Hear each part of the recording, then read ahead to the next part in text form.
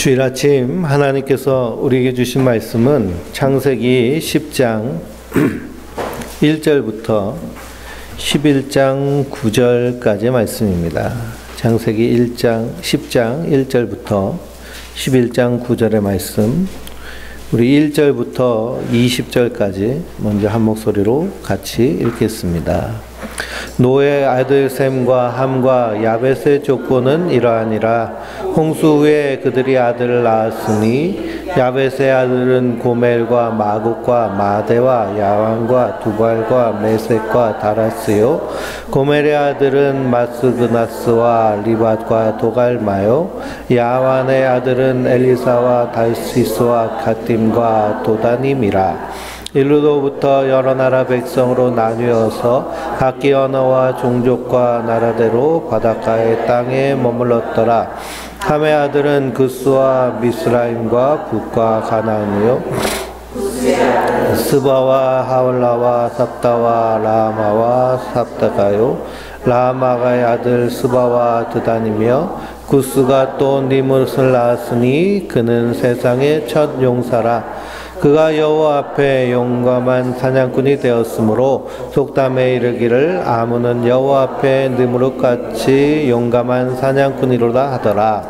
그의 나라는 시날 땅의 바벨과 에릭과 아깝과 갈레에서 시작되었으며 그가 그 땅에서 아수로 나아가 ним느웨와 르호보딜과 갈라와 및 니느웨와 갈라 사이에 레겐을 건설하였으니 이는 큰 성읍이라. 미스라임은 훌림과 이나임과 르하빔과 납두힘과 바두루심과 가두루힘과 갑두림을 낳았더라. 가나안은 장자 시돈과 헷을 낳고 여부스 족속과 아모리 족속과 기르가스 족속과 히 족속과 알가 족속과 신 족속과 아로아 족속과 스말 족속과 하맛 족속을 낳았더니 이후로 가나안 자손이 족속이 흩어져 나갔더라. 가나안의 경계는 시돈에서부터 그랄을 지나 가사까지와 소돔과 고모라의 아드마와 스보임과 지나 라사까지였더라. 이들은 함의 자손이라 각기 족속과 언어와 지방과 나라대로였더라. 아멘. 할렐루야. 하나님께서 주시는 은혜와 평강이 우리 성도님들 위해 충만하시기를 주님의 이름으로 축원드립니다. 창세기 10장을 쭉 읽었는데요. 족보가 나옵니다. 이게 뭔 말이요? 하면서 읽을 수 있는 내용이 이 족보의 내용이죠. 우리가 성경을 읽으면서 특별히 창세기 1장부터 11장까지 원역사의 내용을 읽으면서 이것이 신화적인 기법으로 기록된, 거기서 상징을 찾아내야 되는데요.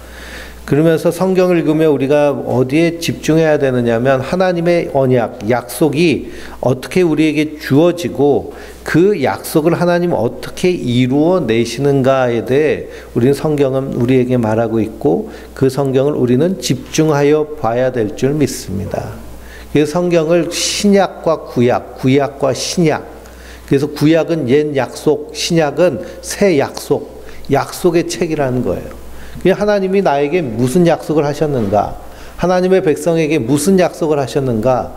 그것을 말씀을 통해 찾아 발견하는 것이 성경을 바로 읽는 것입니다. 그러니 하나님이 그 언약을 이루어내시는가? 이것이 하나님의 일하심이에요. 하나님이 일하시니 예수님도 내 아버지가 일하시니 나도 일한다 라고 하셨고요. 우리도 이 땅에서 부지런히 하나님의 일을 함께 동역하는 자들인 줄 믿습니다. 그리고 우리가 약속에 집중해야 돼요. 우리나라 대통령 인기가 엄청 없잖아요. 그래서 대통령이 되면 보통 60%, 70%, 잘하면 80%까지 막 지지율이 펑펑 터져서 그래서 존경받고 인정받고 사랑받는 것이 보통의 대통령인데 대통령이 되자마자부터 바닥을 치고 사람들이 그냥 대통령 얘기만 하면 열받고 화내고 왜 그럴까요? 약속을 지키지 않기 때문에 그렇습니다. 우리는 신실함과 성실함을 요구하죠. 그래서 성경은 하나님의 약속에 대한 신실함과 성실함이 하나님의 일하심 가운데 드러나는 줄 믿습니다. 그런데 우리도 그리스도 안에서 세례받은 하나님의 성도입니다. 세례를 받았다라는 것은 내가 그리스도인으로 살겠다는 선언이고 약속이죠. 그러니 하나님의 백성도 이 땅에서 하나님의 약속을 믿는 믿음으로 신실하게 살아가는 자들인 줄 믿습니다. 오늘 말씀에 족보가 나오는데요. 성경에 족보가 자주 등장합니다. 이런 경우 성경을 종합적으로 볼 필요가 있고요. 족보에 나와 있는 인물에 담겨져 있는 의미를 찾을 필요가 있습니다. 그러기 위해서는 해설을 잘 해주는 사람이 필요하겠죠. 우리 성도님들이 열심히 돈 버는 것도 바쁜데 이것까지 붙잡고 족보를 연구하면 참 힘드실 것 같아서 제가 열심히 공부하고 있습니다. 그래서 족보에 담긴 의미를 잘 살펴야 되는데요. 그러기 위해서는 성경만 봐서는 온전하게 이해하기가 쉽지 않기 때문에 이 족보에 대한 이야기, 그리고 창조와 홍수 이후에 하나님께서 어떻게 세상을 펼쳐나가시는지에 대한 기록들이 성경 66권만 있는 것이 아니라 외경과 위경이라는, 그래서 성경 66권 안에 들어오지 못한 책 안에도 부록과 같이 신토와 같이 담겨져 있습니다. 그래서 창조나 홍수 이후의 이야기가 기록된 외경이 있는데요. 그것이 야샬의 책 그리고 에녹서, 이 두 책이 이런 내용을 기록하고 있습니다. 그래서 성경 66권을 정경이라고 그러는데요. 정경에 들어온 성경들은 하나님의 약속에 집중되어 있어요. 그래서 무슨 약속을 하고 무슨 일을 하시는가. 근데 성경 66권 안에 들어오지 못한 성경을 외경과 위경이라고 그러는데요. 그래서 개신교와 카톨릭이 공동으로 번역한 성경이 공동 번역 성경인데요. 이 책을 읽어보면 여기엔 외경 몇 권이 포함되어 있습니다. 토비트서나 유디서나 지혜서나 이런 성경이 있죠. 그러니 카톨릭에서 신앙생활 하신 분들은 이 구약에 또 몇 권이 더 있는데 왜 개신교에는 없나 이렇게 오해할 수 있는데, 이것은 외경이기 때문에 그렇습니다. 그래서 외경으로 성경의 정경 안에 들어오지 못한 이유는 뭐냐 하면 그 하나님의 약속보다는 인물 중심으로 많이 이야기가 되어 있고 그 내용 가운데는 너무 인간의 상상력이 많이 가미되어진 그런 내용들도 포함되어 있기 때문에 정경에서 제외됐습니다. 그래서 구약 39권은 기독교에서 이 구약 성경을 정경화한 것이 아니라 유대교에서 얌리아 공의회라는 회의를 열어서 유대인들이 정경 39권 구약 성경을 정경화한 것이고요. 우리 그리스도인들은 신약 성경 안에서 이 구약을 참고서처럼 이렇게 여기면서 성경을 보는 것이 합당합니다. 그래서 이 창조, 홍수, 그리고 홍수 이후에 바벨탑을 샀고, 그리고선 오늘 영웅이 나오잖아요. 용사가 나오는데 니무룻 이야기, 그리고 니무룻과 함께 나라를 세운 아브라함의 아버지 데라 이야기, 그리고 아브라함의 이야기가 야샬의 책과 에녹서에 기록되어 있습니다.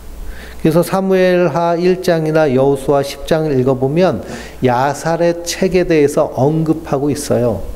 궁금하신 분들은 서점에 가가지고 야샬의 책 사서 보시면 되고요. 에녹서, 외경서 사서 보시면 됩니다. 유튜브에 보니까 기독교가 금지한 성경 뭐 이러면서 외경, 위경 얘기를 하는데요.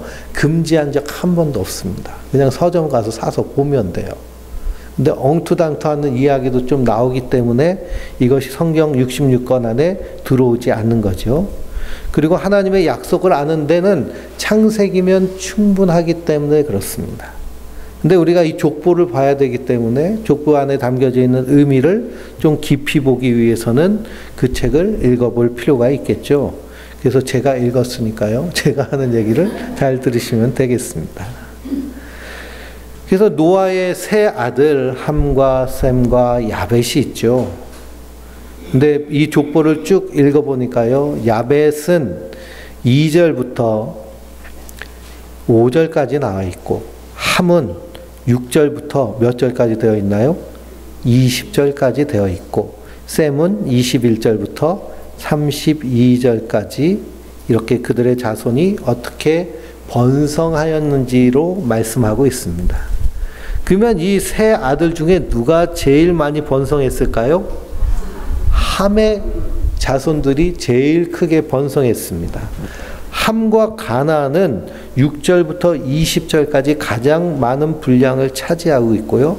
특히 거기에 누구의 이야기가 나와요? 용사의 이야기가 나옵니다. 니므롯의 이야기가 나와요. 근데 노아가 세 아들에 대해서 예언한 말씀이 그 우리 바로 앞장 9장에 나와 있죠. 노아는 세 아들에 대해서 예언을 했는데요. 함의 후손, 즉 가나안은 저주받아서 형제들의 종의 종이 되라고 얘기하고, 셈은 하나님 여호와를 찬송하라는 축복을 받고 야벳은 창대케 되는 복을 받았습니다. 왜 노아가 이렇게 축복과 저주를 아들들에게 하였느냐 하면 이것은 하나님의 계시가 담겨져 있는 거예요. 그래서 함은 아버지 노아가 뻘거벗고 취해 있는 모습을 보고 조롱했습니다. 거기에 대해서 하나님께서 책망하시고 저주하신 거예요. 너희가 노아의 방주 안에서 다 덮어줌을 받았는데, 덮어줌의 은혜로 살아났는데, 그런데 아버지의 치부를 덮어주지 못하고 그걸 들춰내고 조롱하고 비난하느냐. 그래서 함과 가나안이 저주를 받았는데요. 종의 종이 될지니라 라고 하셨습니다. 그런데 셈과 야벳은 어떻게 했을까요? 그 아버지를 덮어줌으로 말미암아 하나님의 마음에 합한, 구원받은, 은혜받은 사람답게 행동을 했습니다. 그런데 족보를 보니까 이 노아의 축복과 저주와는 정반대로 되어져 있는 것을 볼 수 있겠죠. 그래서 야벳의 후손, 그리고 셈의 후손은, 야벳은 유럽 쪽으로 나가고, 그리고 셈은 바벨론 지역으로 갔다가 함의 세력에 밀려서 산 쪽으로 밀려나서 찌그러져서 살고 있습니다. 그러니 노아의 세 아들에게 축복과 저주를 한 것은 하나님의 계시적인 사건인데요. 우리가 생각하기에는 예수 믿는 사람은 세상 무엇에나 1등이 돼야 되고 잘 돼야 된다라고 생각하며 우리의 시선이 지금 현세적인 상황에만 머물러 있습니다. 그러나 하나님의 약속은 지금 이 생의 삶뿐만 아니라 영원한 하나님의 나라에까지 이어져 있는 줄 믿습니다. 그러니 저주를 받은 함과 가나안은 이 하나님의 구원의 약속 안에 들어와 있지 않은 거예요. 그들은 하나님의 심판대 앞에 서게 되는 줄 믿습니다. 그럼에도 불구하고 이 땅에서는 이 함과 가나안의 세력이 엄청나게 융성하게 되는데요. 그 모습이 누구의 모습으로 나타나느냐 하면 첫 용사라고 하는 니므롯의 모습으로 나타납니다. 8절과 9절을 한번 읽어볼까요? 구스가 또 니므롯을 낳았으니 그는 세상의 첫 용사라. 그가 여호와 앞에서 용감한 사냥꾼이 되었으므로 속담에 이르기를 아문은 여호와 앞에 니므롯 같은 용감한 사냥꾼이로다 하더라. 그의 나라는 시날 땅의 바벨과 에릭과 아갓과 갈레에서 시작되었으며 그랬습니다. 그러니 구스가 니므롯을 낳았어요. 구스 우리가 잘 알죠. 거위털, 구스 뭐 그렇게 하는데, 이 구스는 저 이집트 나일강에서 문명을 만든 그 구스인들, 흑인을 의미합니다. 그리고 니므롯을 낳아서 니므롯은 시날 광야로 가서 나라를 세워요.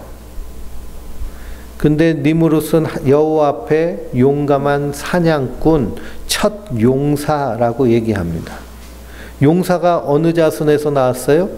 함의 자손에서 나왔어요. 고대 사회에서는 힘 있는 사냥꾼, 이런 사냥꾼이라면 영웅이 되는 겁니다. 생각해 보세요. 하루 종일 뛰어다녀서 토끼 한 마리, 다람쥐 한 마리 잡을똥 말똥하는 세상 가운데서 니므롯은 나갔다 하면은 멧돼지부터 시작해서 사자, 노룻 할 것 없이 그냥 싹 다 잡아오면 영웅이 되겠죠. 부모, 형제 할 것 없이 동네 사람들도 이 영웅을 다 좋아합니다. 왜 그럴까요? 많이 잡아오니까 배불리 먹을 수 있잖아요. 그러니 처녀들은 니무롯을 보면서 어떤 생각이 들까요? 아, 저 사람하고 결혼하면 평생 호의호식할 텐데. 그래서 이 영웅 중심으로 세상이 편성되는 겁니다. 요즘 제가 축구를 좋아해서 축구를 하는 건 안 좋아하는데 보는 건 좋아하거든요. 근데 유럽에서 뛰는 선수들이 여름 이제 이적 시작을 맞이해서 여기저기 가는데요. 이강인이라는 선수가 스페인에서 어렸을 때부터 축구를 했는데 자기 원래 소속 팀이었던 발렌시아라는 팀에서 못한다고 낙인 찍혀가지고 방출됐습니다. 그걸 아주 그냥 헐값에 또 다른 팀이 데리고 와가지고요. 주전으로 시켰더니 엄청나게 잘하는 거예요. 요번에도 페루랑 할 때 보니까 혼자 다 하잖아요. 그렇죠? 공 끌고 다니고.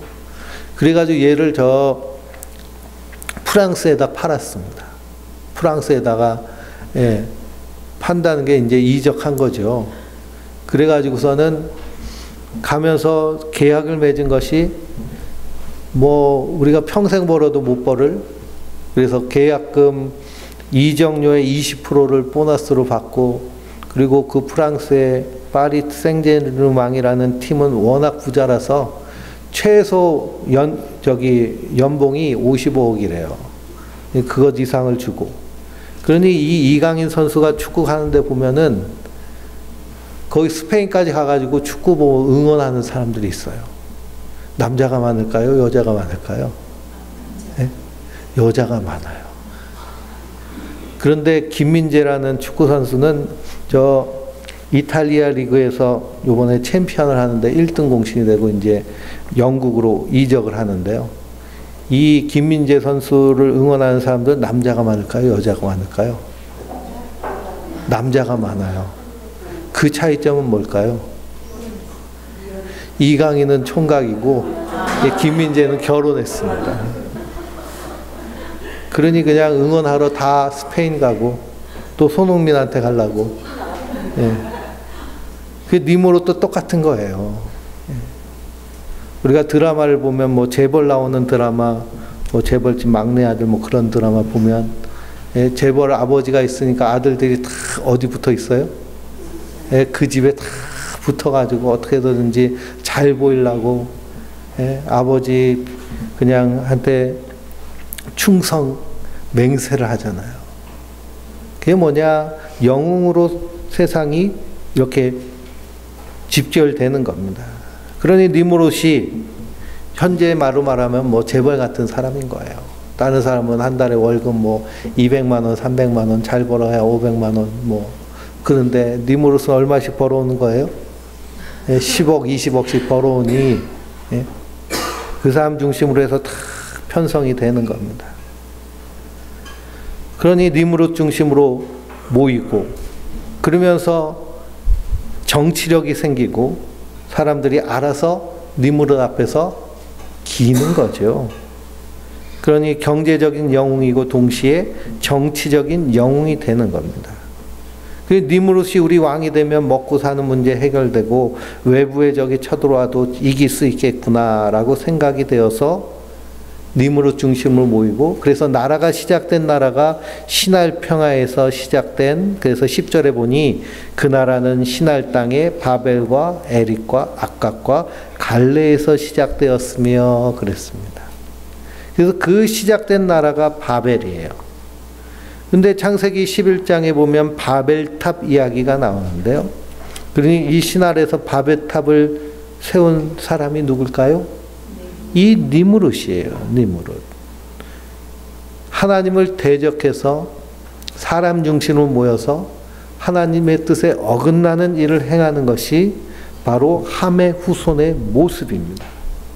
그러니 도시를 건설하고 그리고 강해지려고 하는 그런 모습들, 이게 함의 후손의 모습인데요. 도시 문명을 세운 모습이 홍수 이전에 누구와 비슷할까요? 가인의 자손들과 비슷합니다. 창세기 4장 16절을 보면 가인이 여호와 앞에 떠나서 에덴 동쪽 놋 땅에 거주하더니 아내와 동침함에 그가 임신하여 에녹을 낳은지라. 가인이 성을 쌓고 그 아들의 이름으로 성을 이름하여 에녹이라 하니라 그랬어요. 가인이 성을 쌓은 이유는 뭘까요? 하나님이 지켜주지 않으시니 자기들이 지키자 하고 쌓아진 것이 바로 도시이고 성입니다. 그러니 성을 쌓고 도시를 이루어 모여서 사는 것, 이것은 하나님의 뜻이 아니에요. 하나님의 뜻은 무엇이냐? 창세기 9장 7절을 보면 너희는 생육하고 번성하며 땅에 가득하며 그 중에서 번성하라 하셨더라 라고 말씀하고 있습니다. 근데 여기 땅에 가득하며 라는 번역이 잘못된 번역이에요. 새 번역 성경은 뭐라고 말하느냐? 너희는 생육하고 번성하여 땅에 편만하며 라고 되어 있습니다. 그 전에 개역 한글 성경에도 편만하라라는 말씀으로 번역되어 있습니다.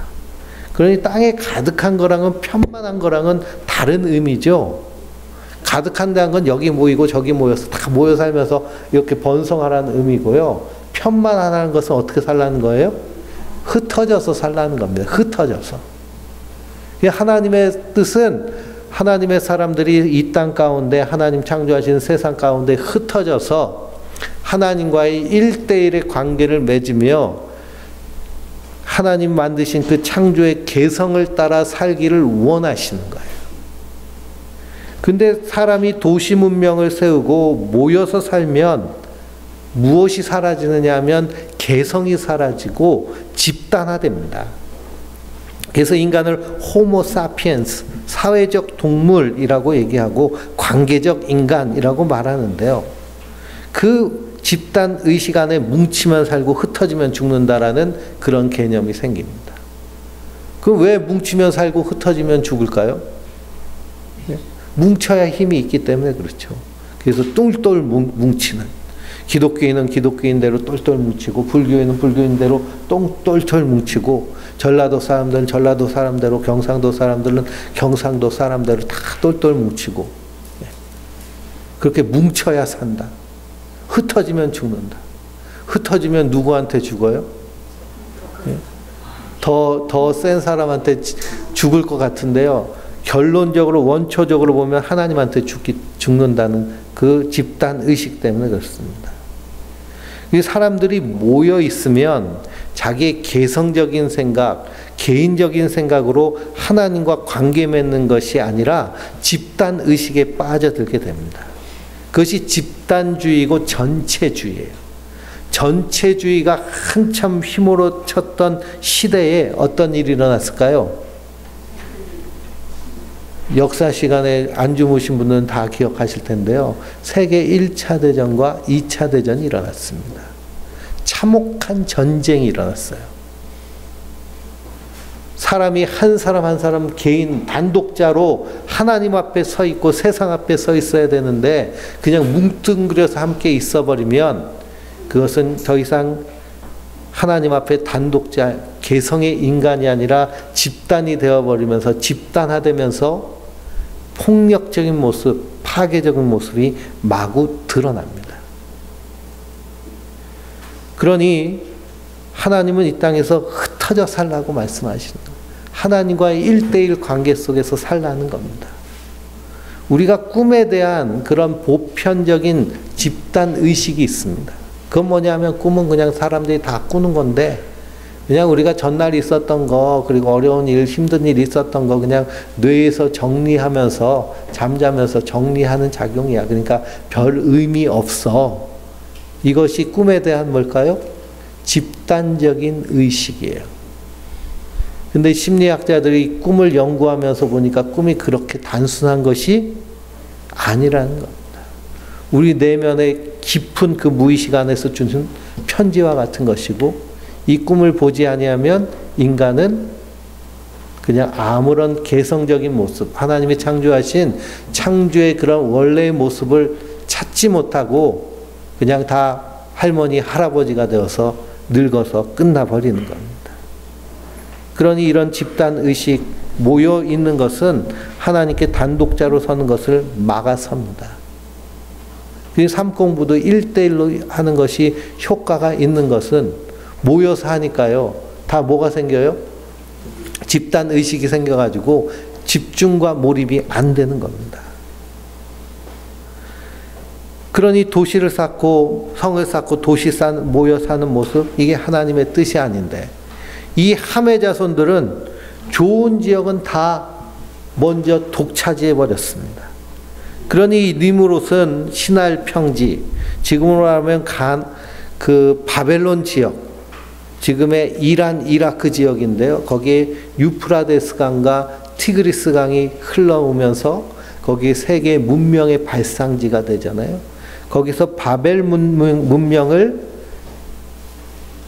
만들어내고 거기서 모여서 도시 문명을 세우기 시작합니다.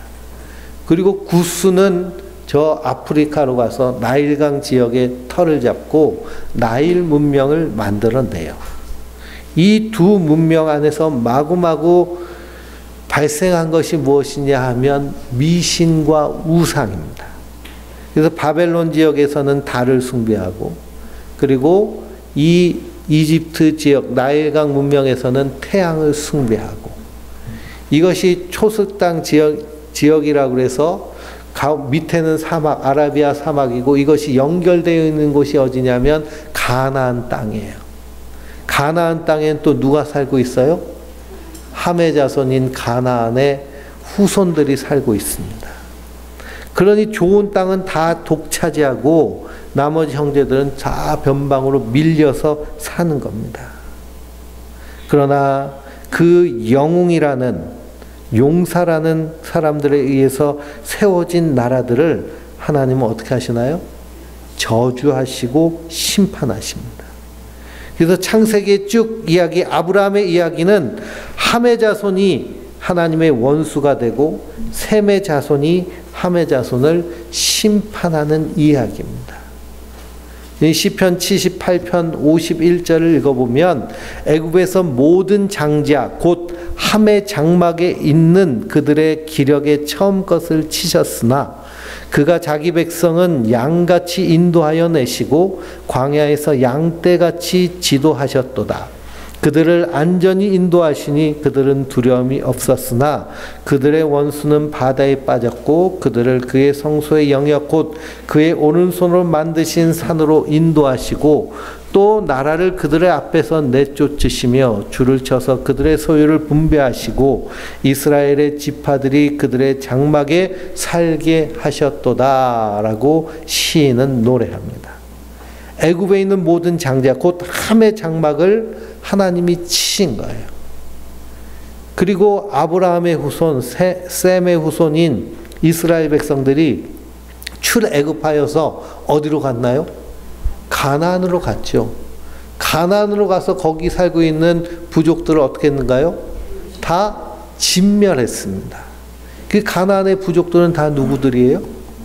함의 자손들이죠.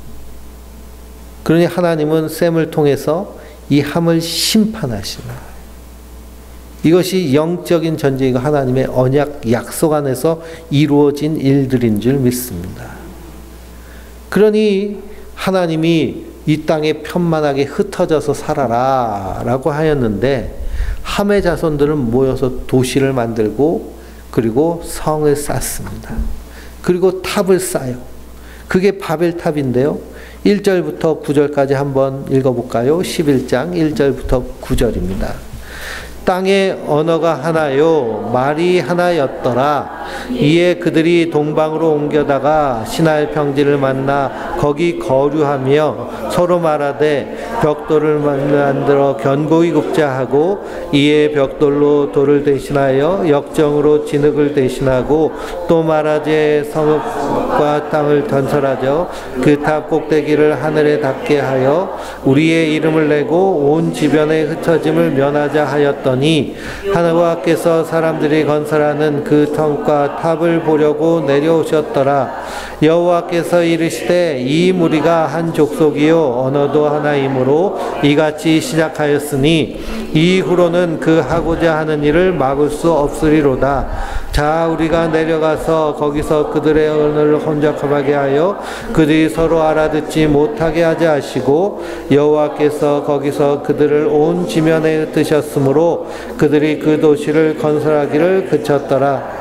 그러므로 그 이름을 바벨이라 하니 이는 여호와께서 거기서 온 땅의 언어를 혼잡하게 하셨음이니라.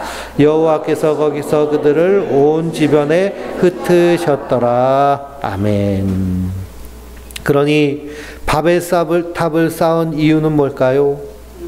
거기는 자기들의 이름을 내는 것과 흩어짐을 면하자는 겁니다.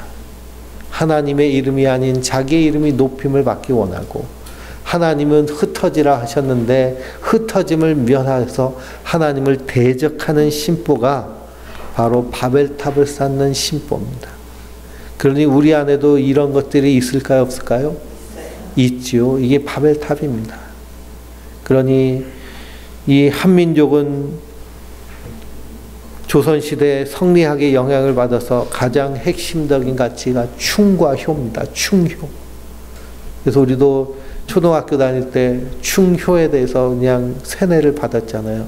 나라에 충성하고 부모에게 효도해라. 그러면서 제사를 열심히 지내는데요. 제사상에 올릴 때 제일 먼저 올리는 홍동백서 중에 올리는 게 뭘까요? 대추를 올려요. 대추를 큰 대추를 제일 먼저 올려요. 이 대추가 의미하는 건 뭘까요? 씨가 하나잖아요. 대추에는. 그래서 우리 가문에서도 뭐가 나오게 해달라고? 왕이 나오게 해달라고. 대추씨같이 왕씨가 나오게 해달라고. 이 체리도 씨가 하나니까 요즘은 체리 올려도 되겠네요. 대추 대신. 그러니 충을 얘기하면서 마음속에 뭘 다 품고 있어요? 역심을 품고 있잖아요. 역심. 왕이 되게 해달라고. 김씨가 왕인데 최씨가 왕이 되게 해달라고 대추상 올린다면, 그러니 우리 안에도 이런 바벨론의 심보들이 다 있습니다. 그렇죠? 그래서 부모에게 최고의 효도를 뭐라고 그래요? 부모에게 하는 최고의 효도는 입신양명입니다. 내가 이름이 높아져서 부모님이 같이 영광을 받는 거죠. 이 단계동에 그 닭갈비집이 하나 생겼거든요. 손님이 막 버글버글해요. 그 닭갈비집이 왜 유명해졌느냐 하면 그 닭갈비집 아들이 트로트 같아요. 신라의 달밤을 불러가지고 유명해졌다고 해가지고 사람들이 저기 유명한 집이라고. 그 누구 덕 보는 거예요? 그 정도는 덕 봐야 효자죠. 그렇죠? 그러니 이런 마음들이 우리 안에 다 있습니다. 그러나 하나님은 그것을 원하지 않으시는 거예요. 그리스도인 안에서도 누구의 이름만 높임을 받기를 원하세요? 예수님의 이름만 높임을 받기를 원하세요. 그래서 하나님 나라를 갈라디아서엔 누구의 나라라고 그래요? 아들의 나라라고 그래요. 아들의 나라. 골로새서 읽어보면 이 천지 만물을 누구를 위해서 창조하셨어요? 하나님은 아들을 위해서 창조하셨어요. 그리고 아들을 위해서 우리를 구원하여 주신 줄 믿습니다. 그 예수 그리스도를 믿는 성도들의 입술에서는 누구만 자랑이 나와야 돼요? 예수님의 이름만 높임이 나와야 되고 자랑이 나와야 됩니다. 그러나 우리 안에는 이런 바벨의 심보들이 다 있기 때문에 하나님께서 이것을 흩어버리시는 거예요. 그래서 그 언어를 혼동케 하여서, 그래서 고대에는 언어가 하나였는데 언어가 마구 퍼져서 흩어지게 됩니다. 그러니 그 언어마다 그 모어가 되는 그런 언어가 있잖아요. 그래서 우리는 어느 어족에 속해 있어요? 우랄 알타이어 어족에 속해 있습니다. 우랄 알타이어는 어디냐 하면 저 우랄 산맥, 그래서 지금의 카자흐스탄, 우즈베키스탄 무슨 스탄자 붙어 있는 있죠. 그래서 야벳이 유럽으로 퍼지면서 그 동방의 산지로 간 거기서부터 시작된 것이 이제 한민족이라고 봅니다. 그래서 몽고에 가면은요 몽고말 배울 필요가 없어요. 요즘은 몽골 완전히 한국화돼 가지고요. 그래서 여기 몽골에 가면 여기가 한국인지 몽골인지 모를 정도로 몽골 사람들이 한국 사람하고 똑배 닮았습니다. 북방계. 그래서 그냥 한국에서 와서 일하면은 뭐 평생 먹고 살 수 있으니까요. 한국말을 얼마나 열심히 공부하고 잘하는지 몰라요. 그러니 그런 언어적인 이런 줄기가 있는데 하나님 그 언어를 다 흩으신 거예요. 하나님의 뜻은 무엇일까요? 땅에 편만하여 흩어져서 살면서 하나님을 의지하고 하나님을 섬기며 하나님과의 인격적인 관계를 맺는 것을 하나님 원하시는 줄 믿습니다. 그러니 우리가 살고 있는 이 세상이 바벨론과 같은 그런 세상 안에 우리가 살고 있습니다. 다니엘서를 읽어보면 하나님 이스라엘 백성들이 하나님 앞에 우상 숭배함으로 심판받아 포로로 잡혀가죠. 거기에 다니엘이 포로로 잡혀갑니다. 그래서 그 포로로 잡혀간 그 바벨론, 그 당시 세계 최대 강대국인 바벨론의 느부갓네살 왕이 꿈을 꿔요. 거대한 신상의 꿈을 꾸는데요. 머리는 금으로 돼 있고 가슴은 은으로 돼 있고 허리는 노수로 돼 있고 다리는 철과 진흙이 섞인 그 엄청난 신상을 봅니다. 근데 신상이 엄청나게 장엄하게 서 있는데 그런데 하늘에서 돌이 둥둥 떠오더니 이걸 어떻게 했어요? 예, 깨 부셔서 가루로 만들고 그리고 타작마당에 그랑 타작하듯이 완전히 부숴버리는 꿈을 꿨습니다. 그러니 이 꿈이 얼마나 무섭고 놀라운지. 그래서 이것 때문에 이 꿈, 내가 꿈을 미리 얘기하면 니들이 다 알고 임의로 해석할 수 있으니까 꿈 내용도 알아오고 해석도 가져오라고 그러잖아요. 안 그러면 지혜자들 다 죽여버리겠다고. 박사, 학자, 뭐 천문학자들 다 죽이겠다고. 그때 다니엘이 이 꿈을 해석합니다. 그러니 이 금신상은 뭘 의미해요? 이 세상 나라를 의미해요. 이 세상 나라를 누가 깨트리시는 거예요? 하나님, 예수님이 깨트리시는 겁니다. 그리고 영원한 나라, 하나님 나라, 아들의 나라, 그리스도의 나라를 세우십니다. 그 일이 우리 안에서부터 시작된 줄 믿습니다. 내 안에 세워진 금신장이 깨어지고 쪼개지고 가루가 돼서 오직 예수 그리스도만 의지하는, 그리고 그 은혜로 이 땅에서 사는, 이것이 바로 성도의 삶인데요. 이렇게 살도록 우리를 이끄시고 인도하십니다. 그러니 우리가 꿈을 보는 이유도요. 꿈을 통해서 보면 꿈은 나에게 얘기해요. 너 쪼개져야 된다. 깨져야 된다. 부서져야 된다. 그렇게 살면 안 된다. 그래서 저도 날마다 꾸는 꿈 중에 하나가 다리 부러진 꿈 꾸거든요. 다리 부러져. 부러져야 돼요. 그냥 내가 잘났다고 꼿꼿이 서 있는 것이 아니라 부러지고 쪼개져서 하나님의 말씀에 굴복되고 하나님의 뜻에 굴복하고 하나님의 일하심을 믿고 바라고 소망하며 사는 자들이 성도들인 줄 믿습니다. 그러니 요한계시록에 나와 있는 새하늘과 새 땅, 하나님 나라에 합당한 자들은 이기는 자, 이 세상 가운데서 세상에 굴복하는 자들이 아니라 세상을 이기는 자들, 세상의 가치에 굴복하는 자들이 아니라 하나님의 사랑과 공의로 이기는 자들, 그리스도의 보배로운 피로 하나님의 은혜로 된 자들. 세상의 가치는 너의 공로, 너의 수고, 너의 노력을 얘기하지만 성도는 하나님의 은혜, 십자가의 사랑, 십자가의 공로 안에서 하나님의 백성 된 자들인 줄 믿습니다. 그 충만한 은혜와 사랑과 굳건한 믿음을 가지고 하나님의 일하심, 그 약속 안에서 우리도 담대하게 하루하루 세상에 굴복하는 자들이 아니라 세상을 넉넉히 이기는, 그래서 세상에서 너희가 환난을 당하나 담대하라, 내가 세상을 이기었노라 하셨는데 그 승리를 맛보는 하나님의 사람들 되시길 주님의 이름으로 축원드립니다.